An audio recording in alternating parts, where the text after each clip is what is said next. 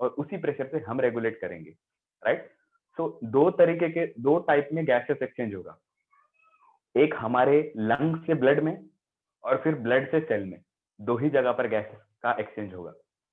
तो जब लंग्स में से ब्लड में ऑक्सीजन और CO2 का एक्सचेंज होता है, ये एक तरीके का एक्सचेंज ऑफ गैसेस, और ब्लड में वहां पर एटमोस्फेयर कुछ रोल नहीं करता है, यहाँ पर करता है, राइट।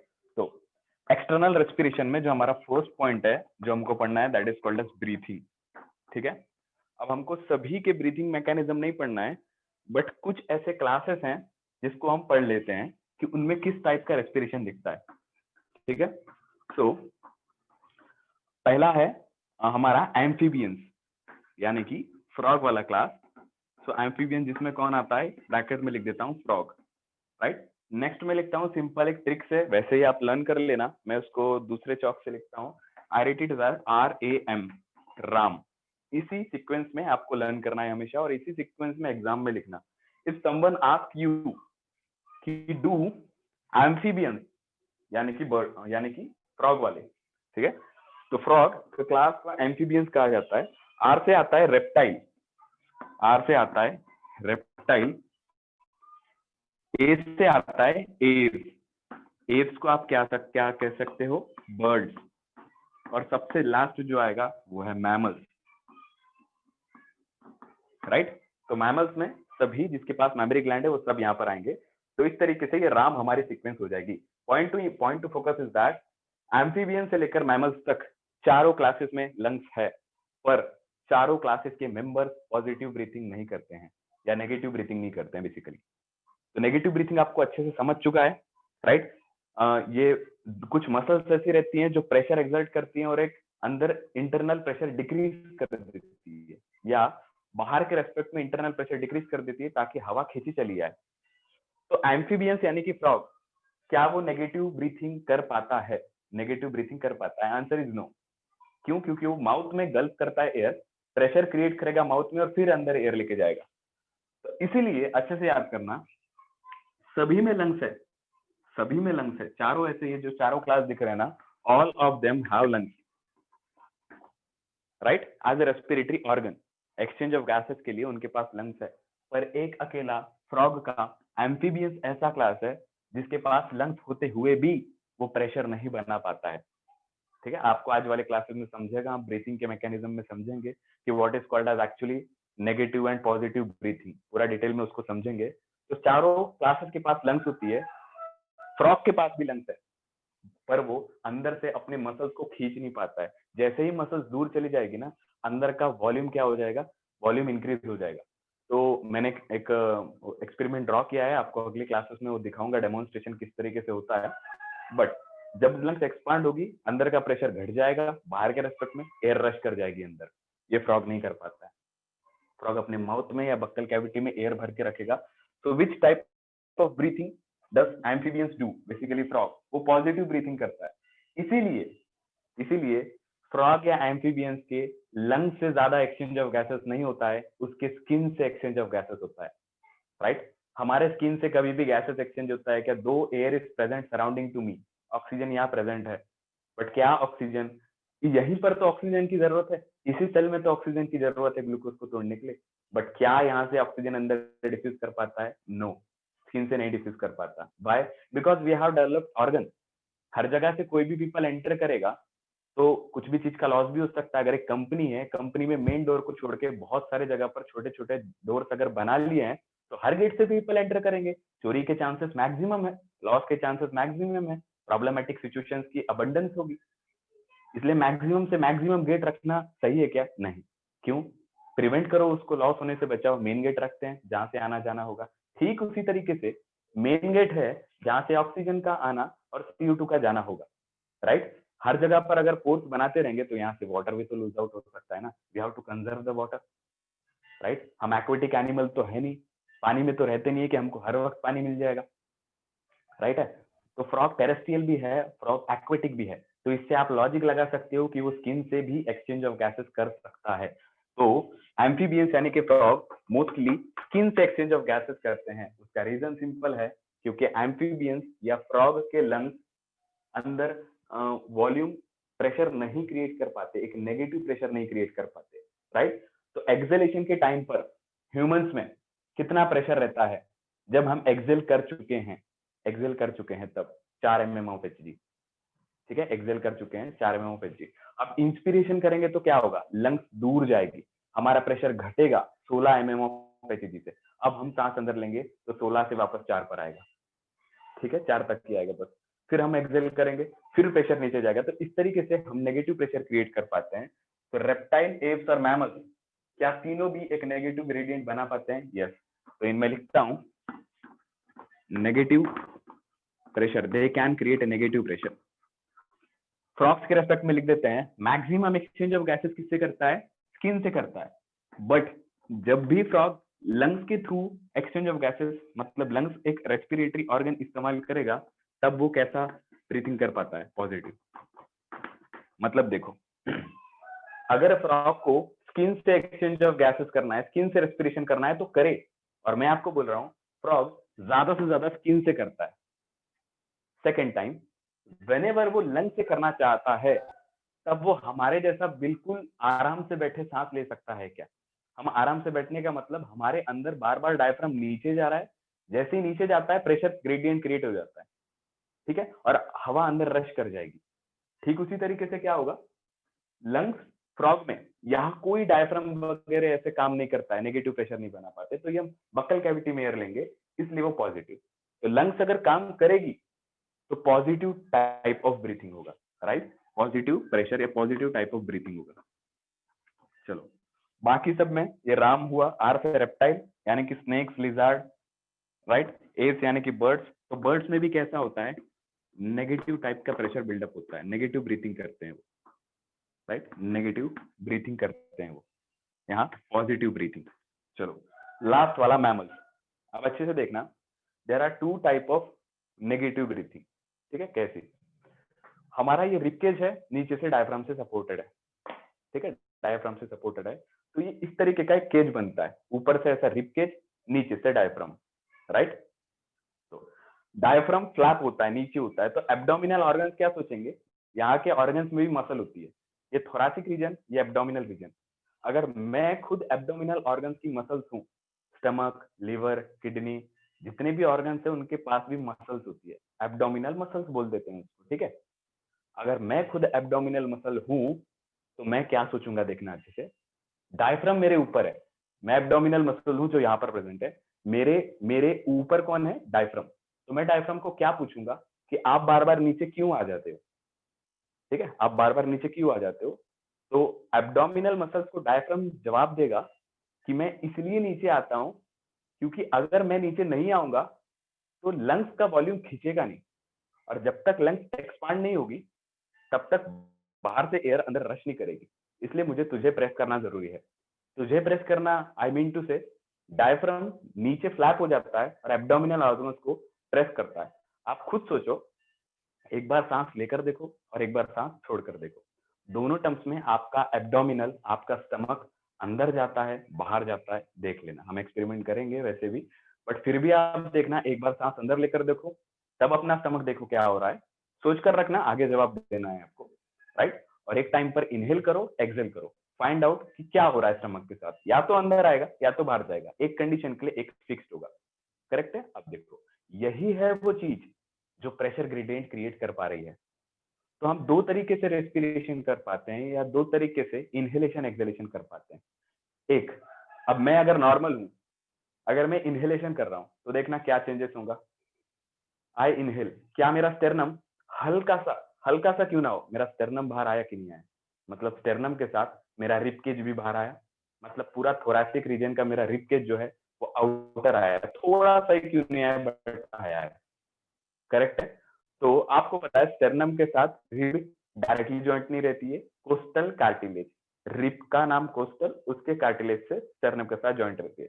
तो इस तरीके से बाहर अंदर, फिर बाहर अंदर, इस तरीके से होगा, right. If rib cage is expanding, क्या इतना सफिशियंट है एक नेगेटिव प्रेशर क्रिएट करने के लिए कि और कोई रेस्पॉन्सिबल होगा?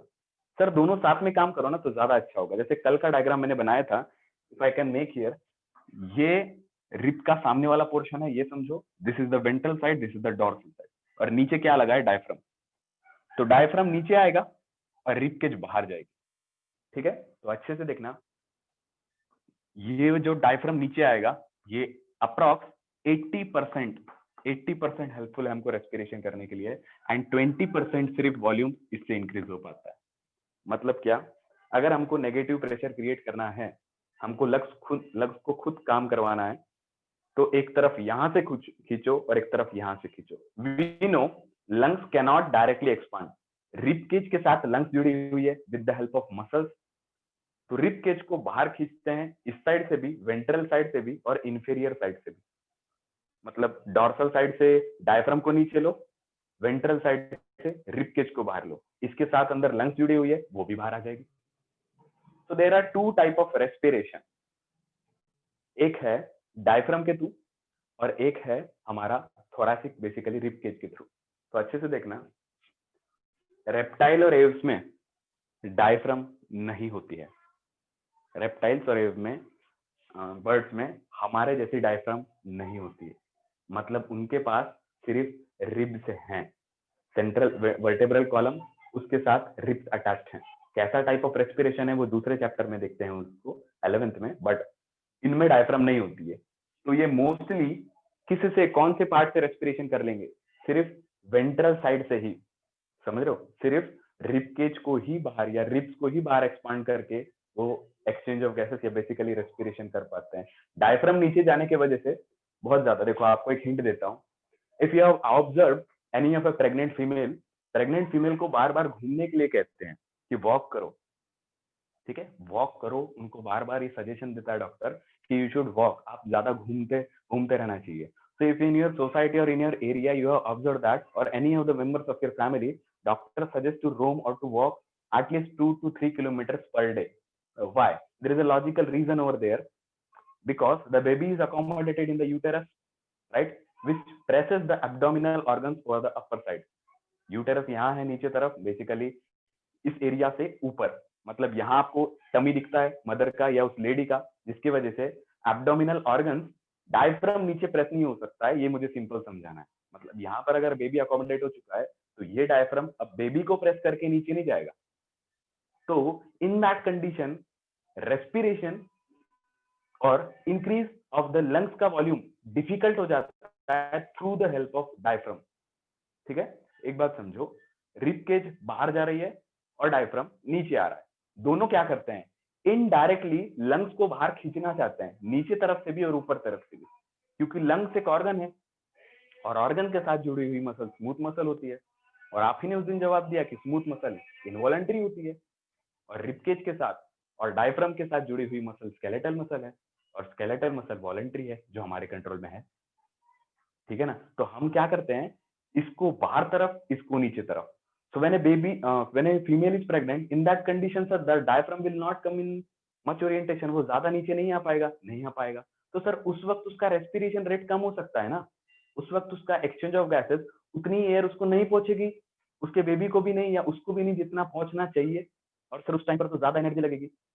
सो द फीमेल वॉक्स, अगर वो प्रेग्नेंट लेडी वॉक कर रही है, उसका मतलब ये है कि उसका डायफ्राम नीचे कॉन्ट्रैक्ट नहीं हो सकता। क्यों? क्योंकि वहां बेबी अकोमोडेट है। तो सेकंड है ना, हमारे पास दो पॉसिबिलिटी है, एक रिब केज से 20% होता है और डायफ्राम के नीचे जाने से 80% वॉल्यूम इंक्रीज हो पाता है लंग्स का इनडायरेक्टली। तो डायफ्राम तो नीचे प्रेस नहीं हो पा रहा है, 80% लंग्स का वॉल्यूम इंक्रीज होना का ख्वाब छोड़ दो। अब क्या बचा, रिब केज तो एक्सपांड हो सकता है ना, यहाँ पर तो बेबी अकोमोडेट नहीं है, तो यहां से ही ये जो 20% रेस्पिरेशन है ना, या रिब केज के बाहर जाने से जो 20% लंग्स का वॉल्यूम इंक्रीज होगा, वही सफिशिएंट है। इसलिए वो वॉक करते हैं ताकि ज्यादा से ज्यादा वो ब्रीथ करके, not to the diaphragm but rib cage को बाहर थोड़ा सा, ओनली 20% इंक्रीज कर सके, ताकि रिब केज के बाहर आने से लंग्स भी बाहर आ जाए। और आपको पता है जैसे ही लंग्स बाहर आएगी, अंदर एक नेगेटिव प्रेशर क्रिएट हो जाएगा, हवा की कमी हो जाएगी, ठीक है। जैसे ही हवा की कमी, बाहर से एयर अंदर। In this situation reptiles and apes do not have diaphragm, मतलब ए एम्फीबियंस और ये राम सबसे अच्छा रेस्पिरेशन या लंग्स का वॉल्यूम इंक्रीज करने की क्षमता सबसे अच्छी किस में है? तो द आंसर इज मैमल्स, और मैमल्स में हम भी आते हैं। Congratulation, right? Because we first of all we do negative type of breathing, it is for sure negative breathing करते हैं, ये स्टेटमेंट सही है। बट यहां पर लिखता हूं मैं, रेप्टाइल और एम्फीबियंस सिर्फ थोरैक्स से, सिर्फ रिब केज से या सिर्फ थोरैसिक ब्रीथिंग कर पाते हैं, डायफ्राम के थ्रू नहीं कर पाते हैं, क्योंकि diaphragm is absent in them. ठीक है, समझ गया इतना पॉइंट क्या समझा रहा हूं everyone? Yes sir. Right? So no diaphragm, but due to intercostal muscle they mostly do which type of breathing? Thoracic breathing. यहां लिख लो, मेरे पास स्पेस नहीं है, बट आपको कहां लिखना है पता है? रेप्टाइल और एप्स को इस तरीके से एरो कर लो, राइट? और यहां पर लिखो they do not have, I repeat, यहां लिखना है आपको किसको? रेप्टाइल और एप्स दोनों के उस तरफ सामने तरफ लिखो, राइट?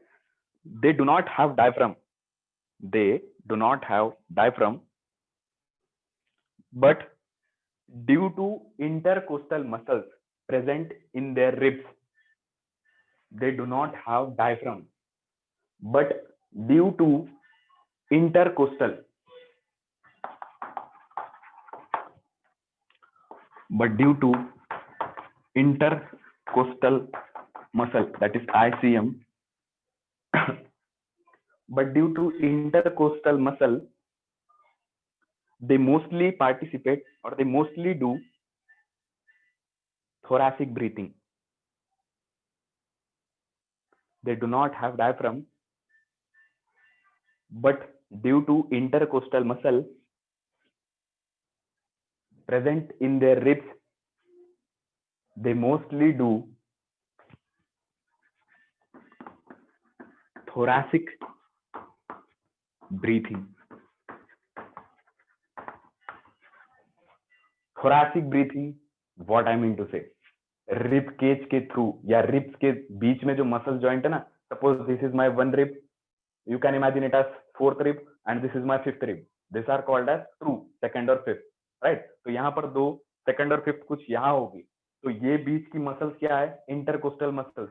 तो ये मसल्स के बाहर आने से, ठीक है, बाहर आने से यू कैन इमेजिन, अगर ये मेरी रिब्स है, right, let me take two pens, देखो suppose that if this is my one of the rib, ये मेरी एक रिब है और ये मेरी सेकंड रिब है, इनके बीच की मसल्स क्या है? Intercostal muscle. लॉजिक लगाना, अगर ये रिब केज बाहर आ रही है तो मसल्स खींचेगी। आपको सवाल क्या आते हैं? सवाल बहुत सिंपल आते हैं, मसल्स कॉन्ट्रैक्ट होगी कि मसल्स रिलैक्स होगी? हर जगह पर ब्रीथिंग में यही सवाल आता है, बट आपको फोकस करना पड़ेगा कहाँ की मसल्स रिलैक्स होगी, कहाँ की मसल कॉन्ट्रैक्ट होगी। डायफ्राम का, यहाँ का, एब्डोमिनल मसल्स का, सब कुछ आपको बहुत सिंपल वे में समझाऊंगा और उसको याद रखना है। तो सिंपल है, एक रिब ये है, सेकेंड रिब ये है, दोनों के बीच की मसल है। तो आप ही सोच रहे हो और आप ही बोल भी रहे हो मन में कि रिब केज अगर बाहर आता है सर, इनहेलेशन के टाइम पर थोड़ा सा किंचित ही क्यों ना हो, बट रिब केज बाहर आएगा, इट इज 100% श्योर। तो स्टर्नम के साथ रिब बाहर आते हैं क्योंकि बीच में कार्टिलेज है, तो रिब केज का वॉल्यूम इंक्रीज होता है and sternum and ribs outwards आते हैं। स्टर्नम में तो कोई कार्टिलेज नहीं है ना, नहीं, स्टर्नम तो एक फ्लैट बोन है। दो रिब्स के बीच में कार्टिलेज है क्या? हाँ है। तो ये एक रिब, ये एक रिब, दोनों भी अगर बाहर आएंगे तो इनके बीच की जो मसल है ये कॉन्ट्रैक्ट होगी कि रिलैक्स होगी? कॉन्ट्रैक्ट मतलब अपने ओरिजिनल स्टेट से अगर वो अपना स्टेट चेंज कर रही है, मतलब खींच रही है, ठीक है? तो ये मुझे तो कॉन्ट्रैक्ट होती हुई नजर आ रही है, ये रिलैक्स्ड है, ये कॉन्ट्रैक्ट है। मतलब जब रिब्स खींचेगी ना, दोनों रिब्स जब खींचेगी बाहर तरफ आएगी तो उनकी बीच की जो मसल्स है इस तरीके से लाइनिंग्स के टाइप में आपने ड्रॉ की थी, वो मसल्स एक्सपांड होगी। Getting my point? तो मोस्टली यहाँ पर देखा जाए तो थोरैसिक ब्रीथिंग मतलब with the help of only ribs, ribs के बीच की इंटरकोस्टल मसल के थ्रू ही रेप्टाइल और एप्स ब्रीथिंग कर पाते हैं।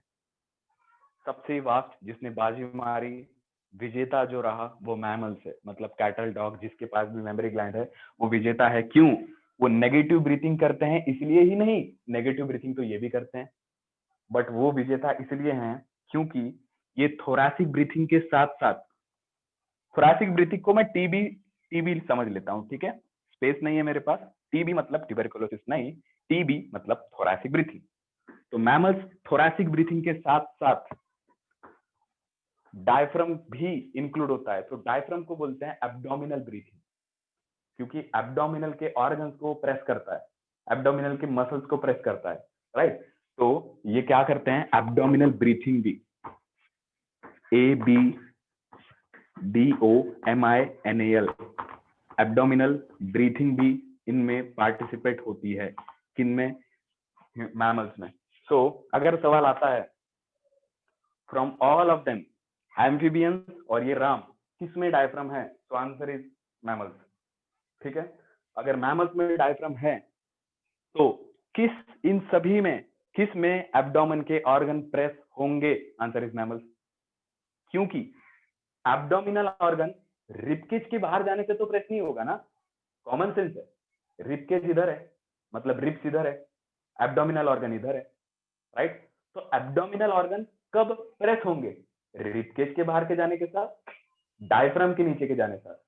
तो डायफ्राम तो सिर्फ मैमल्स में है, तो एब्डोमिनल ऑर्गन तो सिर्फ मैमल्स में प्रेस्ड होंगे, तो एब्डोमिनल ब्रीथिंग सिर्फ मैमल्स की प्रॉपर्टी है, बाकी किसी की नहीं, स्टार मार्क कर लो यहाँ पर, right. So if another type of question is asked, कैसे भी क्वेश्चन बन सकते हैं, कैसे भी, मैंने 3 क्वेश्चन बना दिया और एक बनाता हूँ, देखो चारों इसमें से किसमें सबसे पुअर ब्रीथिंग है, सवाल ये उठ सकता है पॉजिटिव की नेगेटिव। चारों के पास लंग्स है, सबसे पुअर ब्रीथिंग किसमें है, पुअर ब्रीथिंग का मैकेनिज्म या लंग्स का वॉल्यूम इंक्रीज करने की कैपेसिटी, ये सभी मसल्स क्या कर रहे हैं, डायरेक्टली लंग्स के साथ जुड़े हुए हैं।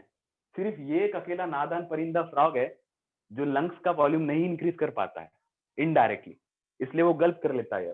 तो पुअर, सबसे पुअर ब्रीथिंग अगर ये सवाल आता है तो क्या जवाब दोगे, तो सवाल अच्छे से पढ़ना, पॉजिटिव ब्रीथिंग पूछ रहा है कि नेगेटिव।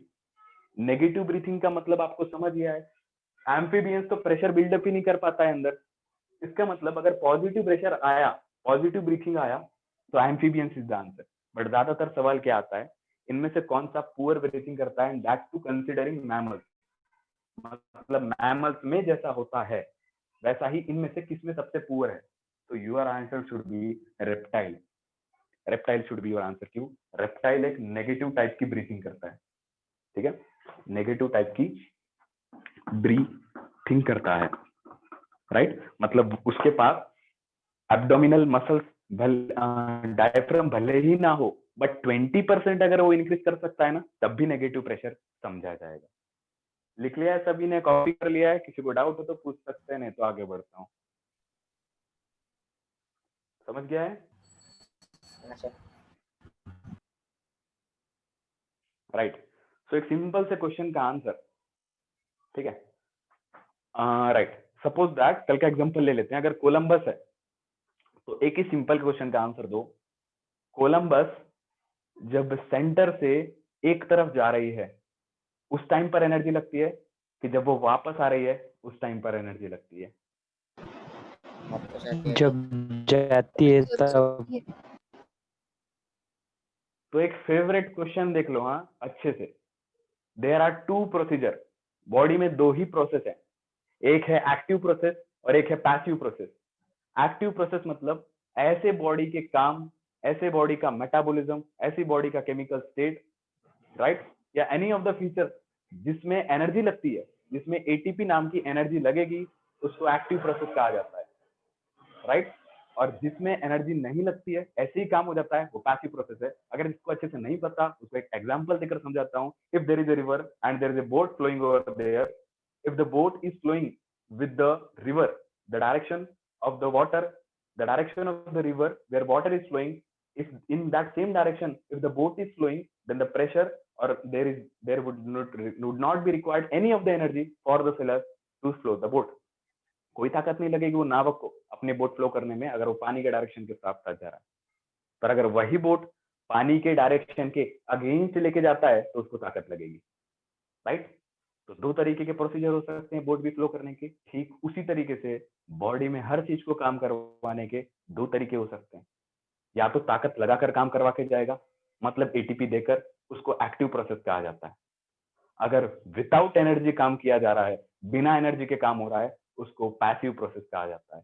पास हो रही है चीजें, पास हो रही है, पासिव। पास नहीं हो रही है, एक्टिवली ताकत लगाना पड़ेगा, एक्टिव प्रोसेस। ठीक है, तो एक सिंपल, मैंने इनहेलेशन के लिए अपने रिब केज को बाहर खींचा। लंग्स की हमेशा एक ही स्टेट रहती है, मुझे कुछ नहीं करना है, मुझे अपने ओरिजिनल स्टेट पर आना है। समझ रहे हो?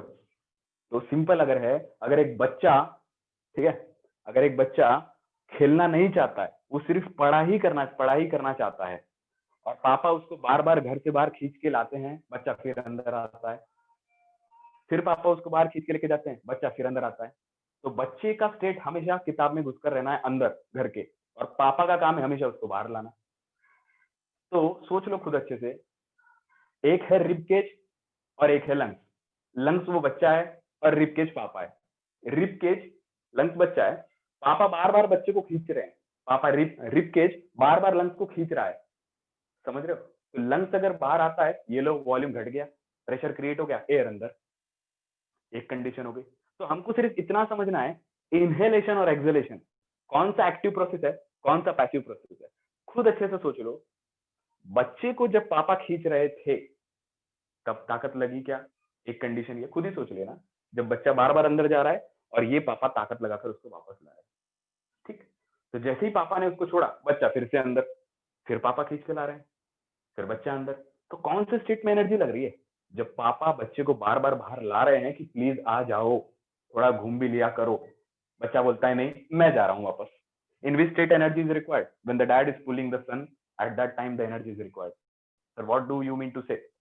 अच्छे से, जब रिब केज बाहर आती है, लंग्स को वो बुलाती है कि आ जाओ मेरे साथ। अब डोंट से बुलाती है मगर जाने का नहीं है। लंग्स बाहर आती है खुद नहीं, रिब केज उसको बाहर खींचता है, लंग्स पीछे पीछे आती है। तो ये एक्टिव प्रोसेस है, इसमें ताकत लगेगी। जैसे ही रिब केज ने सोच लिया छोड़ देता हूं अब, तो लंग्स क्या करेगी? वापस अपने ओरिजिनल स्टेट पर। तो एक चीज, जब रिब केज लंग्स को बाहर खींचेगी ना, ये मेरी लंग्स है और ये रिब केज है, रिब केज बाहर आ रहा है, लंग्स भी इसके साथ साथ आ रही है, इसमें ताकत लग रही है, इसमें एटीपी लग रही है, ये एक्टिव प्रोसेस है। तो सोचो अच्छे से, ये रिब केज अगर बाहर जा रही है और साथ में लंग्स भी आ रही है, तो इस केस में इनहेलेशन हो रहा होगा कि एक्सहेलेशन? सर लंग्स का वॉल्यूम इंक्रीज हो रहा है ना, तो प्रेशर अंदर घटेगा, बाहर के रेस्पेक्ट में और नेगेटिव प्रेशर होगा, बाहर से एयर अंदर आएगी। सर ये इनहेलेशन है, तो inhalation is an active process. एक सेकेंड ना, right. So inhalation is an active process, rib cage बाहर, लंग्स भी उसके साथ साथ। इसका वॉल्यूम क्या हो गया? लंग्स का वॉल्यूम इंक्रीज हो गया, प्रेशर क्या हो गया? घट गया। ये प्रेशर और वॉल्यूम का रिलेशनशिप मैं आपको आने वाले क्लासेस में समझाऊंगा। बट रिब केज बाहर गया, लंग्स पीछे पीछे, वॉल्यूम क्या हो जाएगा? लंग्स का बढ़ जाएगा। जैसे ही वॉल्यूम बढ़ जाएगा, अंदर का प्रेशर घट जाता है, क्योंकि एयर की कमी है, लंग्स भर गई, तो उतनी जितना लंग्स इंक्रीज हुआ है वॉल्यूम में, उतने लंग्स के स्पेस को अकोमोडेट करने के लिए एयर तो चाहिए ना, इसलिए प्रेशर घट रहा है, तो बाहर से एयर अंदर रश करेगी। सो ये इनहेलेशन है। तो इनहेलेशन में ताकत लग रही है, यस। पापा को बच्चे को खींचने में ताकत लग रही है, यस। अब सोचो, बच्चा बार बार अंदर जाना चाहता है, लंग्स बार बार अंदर जाने चाहती है, लंग्स का काम ही वो है अंदर जाओ, बस छुप के बैठो, और रिब केज का बार बार खींचना। So rib cage is pulling outward, lungs is also pulling outward, volume of the lung is increasing, pressure inside the lungs is decreasing, air will rush inside the lungs, this is called as inhalation, active process। अब जैसे ही rib cage छोड़ दिया उसका साथ, जाओ मैं नहीं संभालने वाला तुमको, जो करना है कर लो, रिब केज ने साथ छोड़ा, लंग्स अपने जगह पर विदाउट एनर्जी। क्यों? क्योंकि लंग्स को हमेशा अपने पास में आना था, अपने ओरिजिनल स्टेट में आना था। Expiration is a passive process, उसमें ताकत कभी नहीं लगती। एक्सहेलेशन में ताकत नहीं लगती है, क्योंकि वो अपने ओरिजिनल स्टेट में आ रहा है। Simple is that. बलून को फुगाने में ताकत लगती है कि बलून से एयर निकालने में। सर बलून को फुगाते फुगाते गाल दुखने लग जाते हैं, तो इट इज एक्टिव प्रोसेस। जब एयर भर रहे हो, ऐसे लर्न कर लो, जब एयर भर रहे हो बलून में, तब वो एक्सपांड हो रहा है। अगर वो एक्सपांड हो रहा है तो आपकी ताकत भी तो लग रही है, एनर्जी तो लग रही है। और जिस वक्त आपने सोच लिया चलो छोड़ो यार, At the moment you open the mouth of the balloon, the air will rush out of the balloon, and hence it is a passive process. You do not require any of the energy to take the air out of the balloon, but you definitely require energy to fill the air inside the balloon. So if you are filling the air inside the balloon, means you are filling the air inside the lungs, assume. And if you are taking air out of the balloon, means you are taking air out of the lungs. So energy is required in filling the balloon, energy is required in inhalation, right? And no energy is required for taking out the air, no energy is required for exhaling the air. ठीक है? तो air Excel करने में ताकत नहीं, inhale करने में ताकत लगती है. इफ क्वेश्चन अराइजेस कैसे ताकत लगती है, वैसे तो आगे लिखने वाले हैं, पर रिप केज को खींचने में ताकत लगेगी. लंग्स तो आ जाएगी, पापा खींचेंगे बच्चा तो आ जाएगा, तो रिप केज बाहर खींचेगा तो लंग्स को तो आना ही पड़ेगा, कैसे ना कैसे करके. बट जिस वक्त रिप केज ने सोचा चलो यार प्रेशर बहुत घटा लिया, एयर भी अंदर आ गई है, अब छोड़ देते हैं लंग्स को. At the moment rib cage decide to leave और to relax, lungs will come in original position and hence the air will rush out. जैसे lungs दबेगी, एयर बाहर रश आउट करेगी, राइट? सो इसमें से कई टाइप के क्वेश्चन बन सकते हैं. So mammals do both breathing, thoracic breathing summarise कर देता हूं एक बार. Mammals do both type of breathing, thorax से मतलब यहां से भी, और एब्डोमिनल मतलब यहां से भी, दोनों तरफ से वो लंग्स का वॉल्यूम इंक्रीज करेंगे. But reptile and Aves only thoracic because they do not have diaphragm. Amphibians, इसका तो छोड़ ही दो किस्सा, ठीक है, क्योंकि ये नेगेटिव प्रेशर बिल्डअप कर ही नहीं पाता है, तो इसकी चर्चा करना ही बेकार है. ये एयर गल्प करके प्रेशर क्रिएट करके एयर को अंदर रश करवाता है. सो रबिंग दैट ऑल थिंग, आगे बढ़ते हैं हम.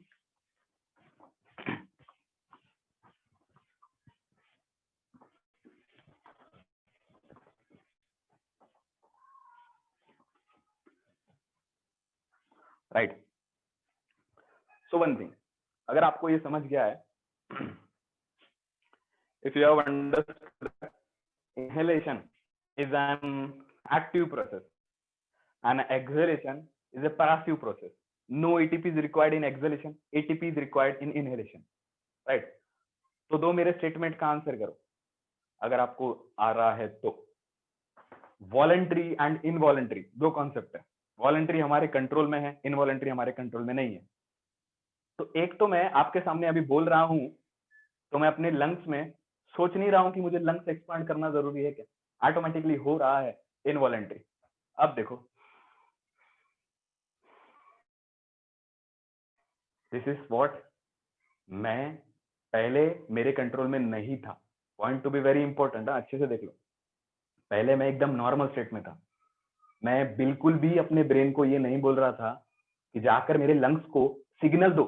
लंग्स को सिग्नल दो नहीं, मेरे रिब केज को सिग्नल दो कि उसके जो स्केलेटल मसल्स है ना, रिब केज के, थोरैसिक और डायफ्राम, दोनों भी सामने, मतलब डायफ्राम नीचे जाए और थोरैसिक मतलब रिब केज बाहर आए. ये सिग्नल नहीं दे रहा था मैं तब पढ़ा रहा था नॉर्मली, तब मैंने बिल्कुल भी फोकस नहीं किया था, राइट? तो ये मेरी कैसी एक्शन हो गया, इनवॉलंटरी. मैं सोच भी नहीं रहा हूँ इस वक्त कि रिब केज बाहर आए और डायफ्राम नीचे जाए, नहीं. बट अब मैं सोच रहा हूँ, नाउ आई एम थिंकिंग. मतलब क्या, मैं ब्रीथिंग दोनों टाइप से कर सकता हूँ, मेरे कंट्रोल में भी और मेरे बिना कंट्रोल में भी, मतलब वॉलंटरी एंड इनवॉलंटरी. तो एक ही सवाल का जवाब दो, मैक्सिमम टाइम मेरी ब्रीथिंग वॉलंटरी से होती है कि इनवॉलंटरी से होती है?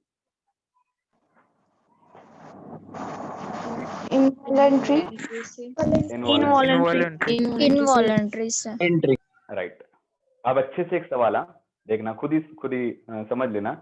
बहुत बार हम पिक्चरों में देखे हैं कि यहाँ छोटा दिमाग होता है, यहाँ पर नहीं मारने का, ठीक है. नाना पाटेकर बोलता है राइट. अब मैं एक्टिंग और कभी दिखाऊंगा, बट नाना पाटेकर बोलता है यहाँ पर छोटा दिमाग रहता है, यहाँ नहीं मारने का. तो वॉलंटरी और इनवॉलंटरी के सेंटर ब्रेन में अलग अलग है, नर्वस सिस्टम में पढ़ेंगे, बट वॉलंटरी एक्शंस और इनवॉलंटरी एक्शंस के सेंटर अलग अलग है.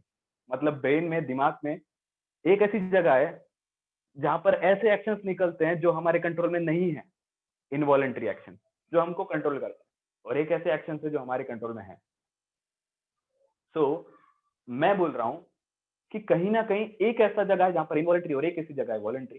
तो छोटे दिमाग पे नहीं मारने का मतलब कहीं ना कहीं ये है, वहां पर एक ऐसा पार्ट है मेडुला ऑब्लंगेटा जो इनवॉलंटरी एक्शन कंट्रोल करता है. इसलिए most of the time if you cause damage due to accident और any of the injuries in this part, if this area damages, then the medulla oblongata which controls the involuntary actions.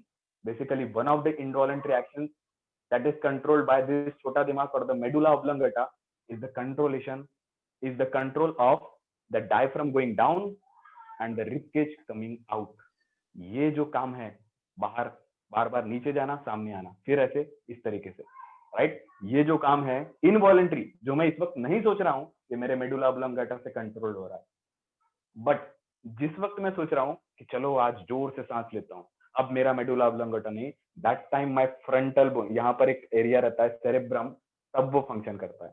तो बोलते हैं ना यहाँ नहीं मारना चाहिए, बोलते हैं ना, आपकी मम्मी ने बोला होगा, मेरी मम्मी तो बोलती है, तो यहाँ नहीं मारना है, राइट? बिकॉज यहाँ से बॉडी के वॉलंटरी एक्शंस निकलते हैं, जो आप कंट्रोल कर रहे हो, आपकी कंट्रोल में वो सभी एक्शंस यहाँ से निकलते हैं, in from this area, right? इसको नेक्स्ट आने वाले चैप्टर में पढ़ेंगे. तो यहाँ से एरिया यहाँ से वॉलंटरी एक्शन निकलता है. इनवॉलंटरी कहाँ से? यहाँ.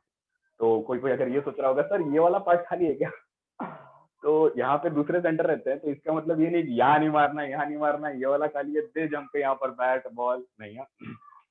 आई मीन टू से इनवॉलंटरी और वॉलंटरी दो टाइप की ब्रीथिंग है. वॉलंटरी ब्रीथिंग को ये कंट्रोल करेगा, means then you are thinking to purposefully increase the volume of the lungs by, purposefully मतलब डायरेक्टली लंग्स को नहीं है, purposefully you are trying to increase the rib cage and diaphragm, then that purposefully voluntary actions will come out from the cerebrum located in the frontal lobe. इसको frontal lobe कहते हैं. यहाँ cerebrum रहता है, यहाँ से निकलता है वो फंक्शन या ये voluntary action. और जब भी मैं कंट्रोल नहीं कर रहा हूँ तब वो एक्शंस मेरे हाइंड ब्रेन से, मतलब पीछे वाले ब्रेन से, छोटे दिमाग से वहां से निकलता है. तो most important is what, my medulla oblongata, क्योंकि मैं बहुत कम समय के लिए वॉलंटरी एक्शन से अपनी ब्रीथिंग करता हूँ या लंग्स का वॉल्यूम इनडायरेक्टली इंक्रीज करता हूँ, बट ज्यादा से ज्यादा मैं सो रहा हूँ, कोई भी फंक्शन कर रहा हूँ, तब मेरे इनवॉलंटरी एक्शन मेरे बिना पूछे लंग्स का वॉल्यूम, रिब केज और डायफ्राम इंक्रीज करते हैं, तो वो मेरे मेडुला ऑब्लोंगेटा से, राइट?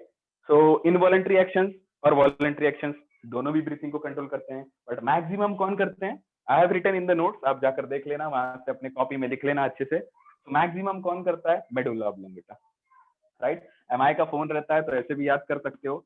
मेडुला ऑब्लोंगेटा क्या करता है? इनवॉलंटरी फंक्शंस कंट्रोल करता है, राइट? तो मेरा भी एमआई है, आपका पता नहीं क्या है, but medulla oblongata involuntary functions control करता है. ठीक है, चलो तो पढ़ते हैं आगे. अब हमको स्टार्ट करना है टॉपिक एक्सटर्नल रेस्पिरेशन में. एक्सटर्नल रेस्पिरेशन में दो पॉइंट्स आएंगे. क्या? एक इनहेलेशन या एक एक्सहेलेशन, या आप उसको एक इंस्पिरेशन भी कह सकते हो, या आप उसको